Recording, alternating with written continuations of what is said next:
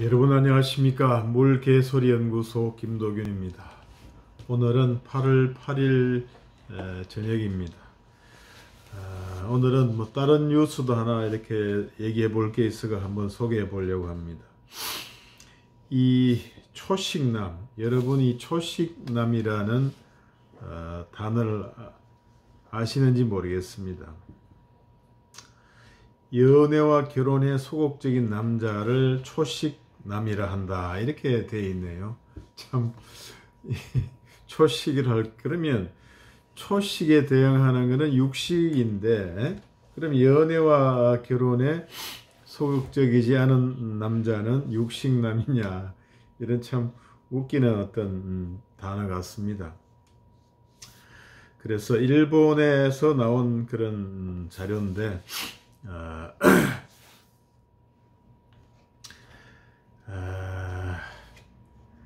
일본 내각부에서 2022년 판 자료를 내놨는데, 20대 남성, 일본 20대 남성 중 39.8%, 40%가 데이트를 해본 상대가 0명이다. 연애 경험이 전무하다. 이렇게 되어 있고, 30대 남성에서도 34.1%가 연애 경험이 전무하다. 이렇게 답했다고 합니다. 그리고 20대 남성 중 70%는 현재 배우자나 사귀는 사람이 없다. 이렇게 보도가 나와서 이제 나라에서 뭐 걱정이 많다, 이렇게 신문에 보도가 나왔습니다.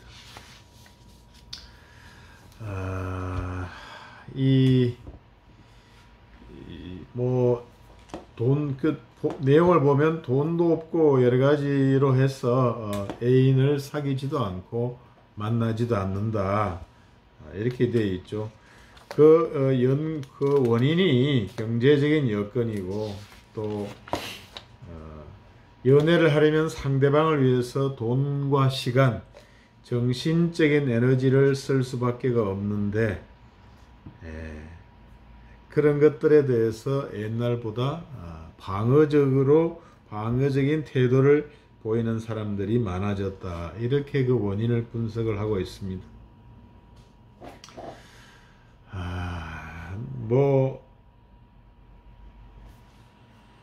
과거에는 일정 시기가 되면은 응당 이성을 만나 결혼하는 것이 당연시 되었지만, 최근에는 그런 당위성에 대해서 의문을 가지거나 거부하는 것이 흔한 광경이 되었다, 이렇게 되어 있고요. 보도가 되어 있고, 한국은 남녀 성평등도와 남성의 가사육아 분담률이 일본보다는 높은데, 출산율은 일본보다도 현저히 뒤처지고 있는 것으로 나타났다. 우리가 출산율 합계가 전 세계 최저 출산율이죠. 0.81명, 일본은 1.3명 이상 이렇게 되고, 그런데 이렇게 출산율이 일본보다도 현저히 뒤처지고 있는 것은 남성의 낮은 가사 육아 분담률 이외에 일본에 없는 다른 요인이 강하게 작용하고 있다는 점을 시사해주고 있다, 이렇게 보도가 되고 있습니다.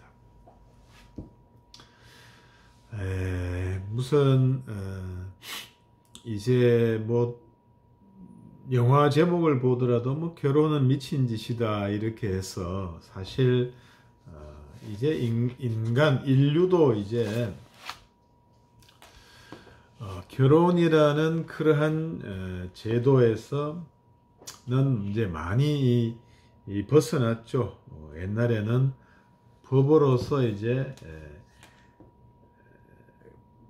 결혼을 강제하고 사회문화적으로 또 강제하고 이렇게 되어서 결혼하는 것이 당연하게 생각이 되었던 것이고, 최근에는 이제 그런 점에 대해서는 당연하게 생각하는 게 아니죠. 선택이다, 이렇게 생각하는 사람들이 많이 늘어났고, 그 다음에 이제 뭐 여자를 사귀고 남자를 사귀고 이런 연애 경험 자체도 원치 않는다.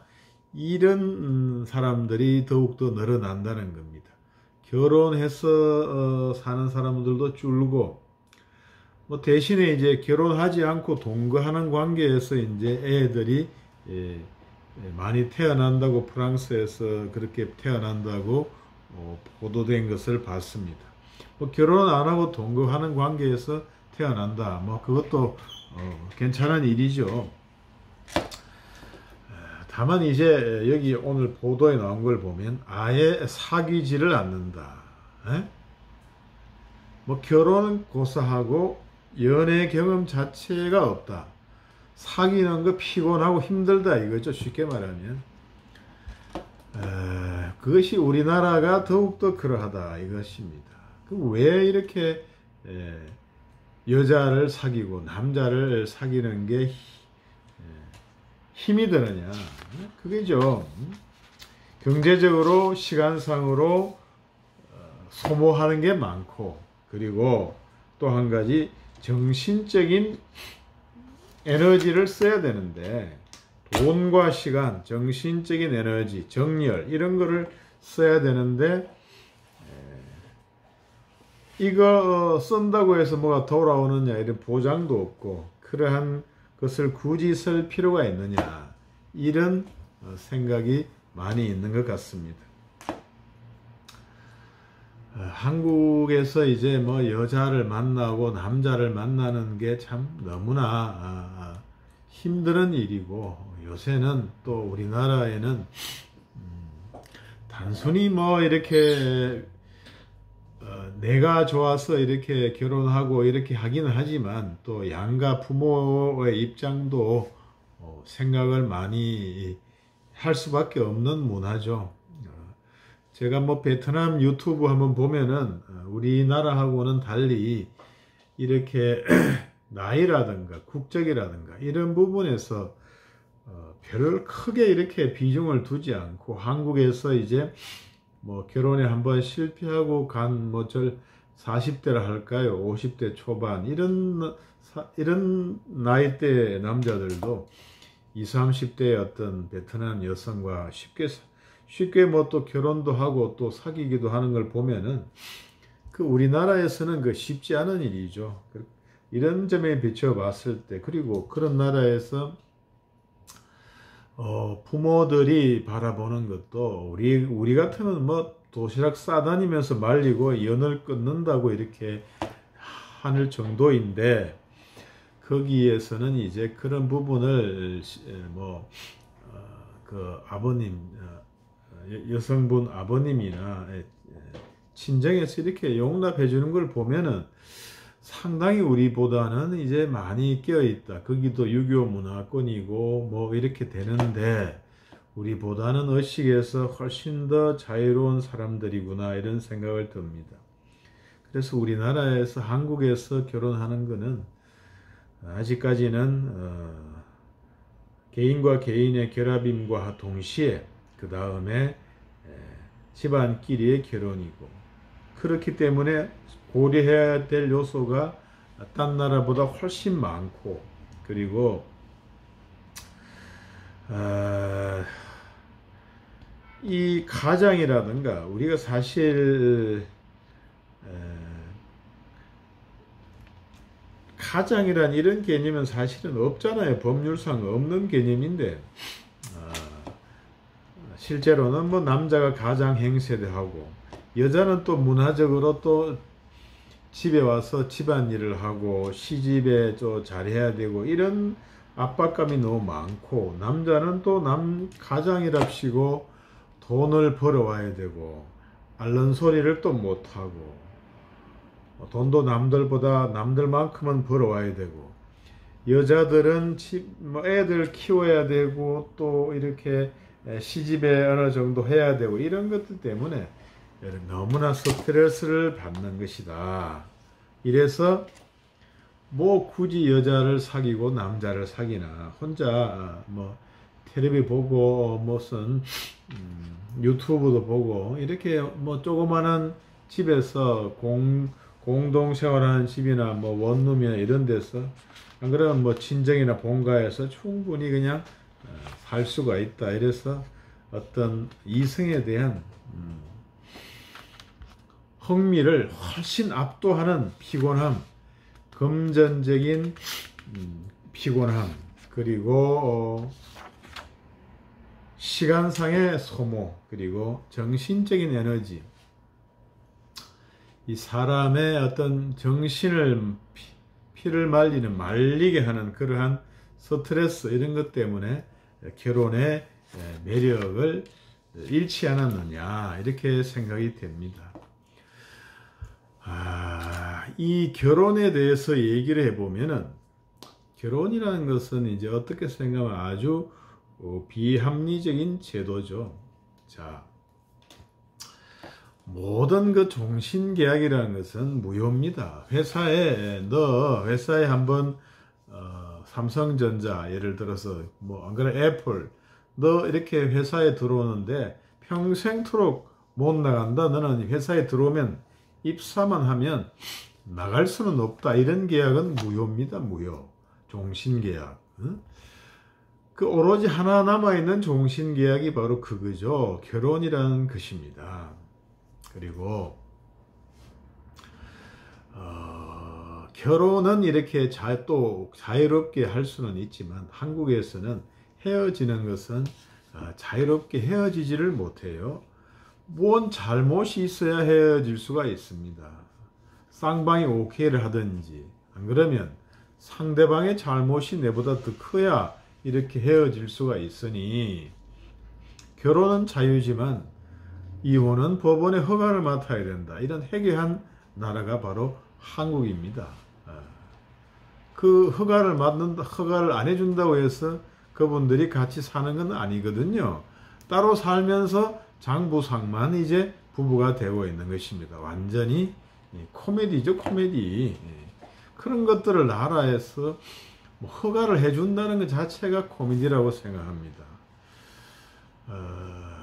뭐 들어올 때는 뭐 자유의사로 들어오고 나갈 때는 허락을 맡아야 되는 거죠. 그렇습니다. 뭐 그런 걸 떠나서 이제 이렇게 종신계약이라는 것은 아주 알 수가 없는 거잖아요. 우리가 1, 2년도 알 수가 없는데 10년, 20년, 30년, 40년을 예상하고 책임지고 잠시 만나보거나 뭐 사귀어보고 뭐 1, 2년 사귀어보고 책임을 진다 하는 것은 너무 가혹한 그러한 제도가 아닐 수가 없는 거죠. 이 어렵고 격변하는 세상에서 이 한 몸 건사하기도 힘든 건데 누구를 책임진다 하는 것, 그 얼마나 힘든 일입니까? 누구를 보정하고 책임진다는 것, 그것만큼 어려운 제도가 어디 있습니까? 그래서 이 제도 자체가 좀 힘든 제도이다. 계속 이렇게 뭐 동거하는 거는 동거하고 하겠지만 여러 가지 결혼이라는 제도에서 가해지는 어떤 권리 의무 관계, 이것이 너무 사람을 힘들게 한다. 그래서 이 제도의 효용성이 많이 감소가 되었다 하는 것이 결혼이라는 제도를 이용하지 않는 것이 아니겠느냐, 이렇게 생각이 됩니다. 그리고 결혼을 떠나서 이렇게 사귀는 것 자체를 안 하는 것도 여러 가지 피곤함, 에너지의 소모, 그리고 뭐 여러 가지 옛날에는 성적인 문제가 이렇게 있었는데 지금은 유튜브라든가 뭐 화면이라든가 뭐 대리만족이라도 어느 정도 할 수는 있겠죠. 그리고 그런 걸 떠나서 사귀어가지고 얻는 즐거움보다도 안 사귀어서 안 사귀고 그냥 혼자 있는 그 편안함이 사귀어서 받는 고통을 보다 훨씬 낫다, 이렇게 생각하는 거 아니겠습니까? 그래서 사귀지도 않고 사귀고 싶어 하지도 않는다, 이런 생각이 드네요. 아무튼 나라에서 지금 뭐 어떤 후보는 연애 수당도 준다고 하는데 그런 거라도 주든지, 안 그러면 동거라든가 법적인 부부 아니고 동거하는 사람에게도 상당한 어떤 혜택을 주고, 너무 또 어떤 부담을 주는 제도, 뭐 부양이라든가 뭐 죽을 때까지 부양한다든가 재산 상속이라든가 이런 문제, 그리고 뭐 이혼을 마음대로 안 시켜주는 문제, 이런 식으로 어떤 너무 결혼 제도를 이용하는 사람에게 사람을 힘들게 만드는 그러한 것들을 좀 해소하고 느슨하게 다양하게 결합을 하게 해줄 수 있어야 되는 거 아니냐, 그런 생각이 듭니다. 너무 이런 옛날 시대부터 결혼이라는 제도가 있었고 그것을 조상들이 많이 이용했으니까 너것도 요런 제도만 이용해야 된다, 이런 식의 시대는 가지 않았느냐. 지금 뭐 주거하는 형태도 보더라도 옛날에는 뭐 가족끼리 같이 살았지만 지금은 모르는 사람하고도 집을 공유해 가지고 무슨 각자 방에 살지만 주방이라든가 화장실 또는 뭐 TV 보거나 이런 운동하는 시설 같은 거는 공유하는 그러한 형태의 주거, 가족은 아니지만 같이 산다, 이런 주거도 이제 많이 이렇게 생기고 있지 않습니까? 그런 것이기 때문에 이러한 것들을 도와주는 그러한 정책들을 추진해야 되겠고, 결혼이란 전통적인 의미에서의 결혼이 주는 피곤한 어떤 여러 가지 부담이 많으니 그것을 좀 완화하고 해소해주고 다른 결합 형태도 그에 혜택을 주는 그러한 정책들이 많이 시행되어야 되지 않겠는가, 이런 생각을 한번 해봤습니다. 지금까지 물 깨짓는 소리 연구소 김도균이었습니다. 감사합니다.